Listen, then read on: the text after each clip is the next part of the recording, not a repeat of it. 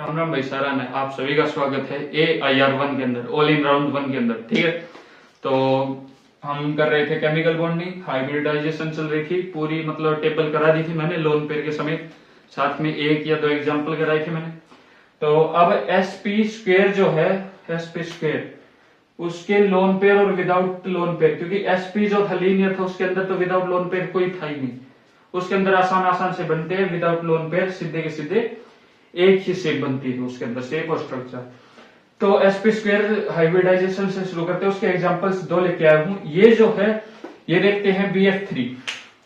तो B जो है देखो x पहले हमें निकालना होगा इसकी, तो half of valence electron boron के कितने होंगे, 3 प्लस मोनोवैलेंट है तो +3, ऊपर कोई चार्ज नहीं है प्लस माइनस, कोई दिक्कत नहीं है, तो यहाँ पर प्लस माइनस भी कुछ नहीं होगा।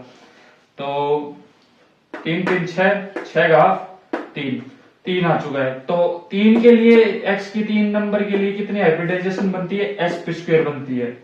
पर ये कैसे पता लगा कि ये sp स्क्वायर ही बनेगी, इसमें लोन पेयर है या नहीं, वो मैंने कैसे बताया था। ये जो x निकले इसके अंदर से और इसके सेंट्रल एटम के अलावा जितने भी एलिमेंट्स बचे उन सबको लो और उनको और इसका डिफरेंस कर दो। इन दोनों का डिफरेंस अगर 0 आए तो मतलब लोन पेयर की कोई भी नहीं बनेगा लोन पेयर। ठीक है, शेप में कोई भी लोन पेयर नहीं आएगा, और अगर कुछ भी 0 के अलावा कुछ भी डिफरेंस बचता है तो लोन पेयर आएगा। ठीक है, तो यहाँ पर 0 डिफरेंस आ रहा है इन दोनों का, तो मेरे हिसाब से लोन पेयर नहीं होगा। और शेप जो है इसकी फिर ट्रायंगुलर रहेगी, और स्ट्रक्चर जो है वो कुछ ऐसा बनेगा। एंगल कितना रहेगा, 120।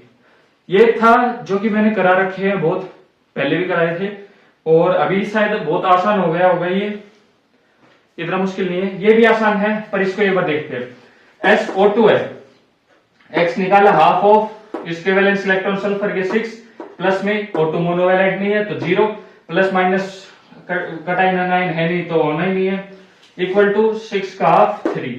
अब इसकी हाइब्रिडाइजेशन जो है वो sp स्क्वायर है, करेक्ट है, sp स्क्वायर ही क्या है, हाइब्रिडाइजेशन होगी। पर जो शेप है वो देखो यहाँ पर ट्रायंगुलर थी पर यहाँ पर भी ये बैंड शेप हो गई, उसका कारण क्या था, लोन पेयर। लोन पेयर का कैसे पता लगा, अभी इसका और इसका डिफरेंस किया, O मतलब सेंट्रल एटम के अलावा कितने हैं, यहाँ पर O ही है, O कितने 2 है, तो इस x में से मतलब इसकी x की वैल्यू कितनी है, 3 है, 3 में से 2 को माइनस करेंगे कितना से 1 बचेगा, मतलब यहाँ पर एक लोन पेयर आएगा।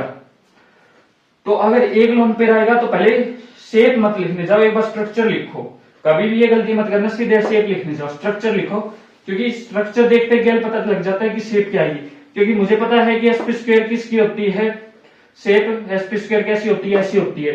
अब इसमें एक लोन पेयर आएगा तो एक लोन पेयर कहीं पर भी लगा, तो यहाँ पर लगा दिया मैंने जैसे कि, अब यहाँ पर 2 जगह बची, तो ये देखो बैंड शेप या वी शेप बन रही है, तो वही इसकी शेप होगी, ऐसे है, कोई वो दिक्कत नहीं है। तो ये था sp स्क्वायर के ऊपर का एग्जाम्पल, और कर लेना lone pair without lone pair, सारे मैंने बता दिए। अब अगला जो है sp3 sp3d sp3d स्क्वायर, इन पे और बता दूंगा lone pair without lone pair, ताकि आपको प्रॉब्लम बिल्कुल नहीं है। मैंने नहीं कर रहा कि सबको एक साथ लेके आ रहा हूं, एक साथ भी लेके आ सकता था, पर अच्छे से समझ आए वो ज्यादा इंपॉर्टेंट है, इसलिए मैं अलग अलग लेके आया। ठीक है, तो इसकी प्रैक्टिस कर लेना, दैट्स ऑल, थैंक यू।